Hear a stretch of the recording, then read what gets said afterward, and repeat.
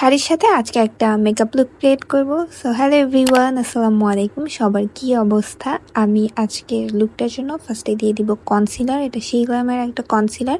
আমি আমার পুরো ফেসে এরকম ছোট ছোট ডট ডট করে দিব, আর এরপরে হচ্ছে আমি হাত দিয়ে এটাকে খুব ভালোভাবে ব্লেন্ড করে নিব।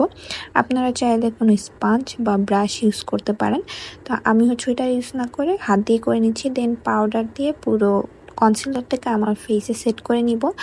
দেন আমি আমার আইব্রোটাকেও ড্র করে নিব খুবই ন্যাচারাল ওয়েতে। আমি এখানে একটা ফকালুরের ডার্ক ব্রাউন শেডের আইব্রো পেন্সিল ইউজ করছি।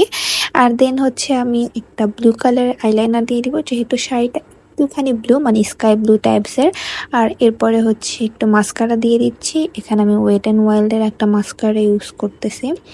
তো এই তো এরপরে চলে যাব ব্লাশে। আর আজকে আমি এই কিউট ব্লাশ প্যালেটটা ইউজ করব। এটা হচ্ছে টার্টের একটা ব্লাশ, আর এখান থেকে আমি হচ্ছে এই শেডটা ইউজ করব। তো এই শেডটা মোটামুটি খুবই সুন্দর, মানে একটুখানি দিলেই পুরো ফেসে হয়ে যায়, খুবই পিগমেন্টেড ব্লাশটা। আর এখানে হচ্ছে আমি এই হাইলাইটার দিয়ে দিব মেকআপ রেভলিউশনের এই প্যালেটটা থেকে। তো এই তো দেন লাস্টলি চলে যাব লিপস্টিকে। ফার্স্টে হচ্ছে আমি লিপ লাইনার দিয়ে আমার লিপটাকে ড্র করে নিব, অ্যান্ড দেন লিপস্টিকটা ইউজ করব। লিপস্টিক হিসেবে ইউজ করছি বিউটি গ্লেসের 103 নাম্বার শেড, একটু ব্রাউনিশ টোনের। তো এই তো আমার মেকআপ কমপ্লিট। দেন আমি শাড়ি পরে চলে এসেছি, আর এখানে হচ্ছে কিছু কাচের চুড়ি পরে নেব। শাড়ির সাথে কাচের চুড়ি তো মাস্ট।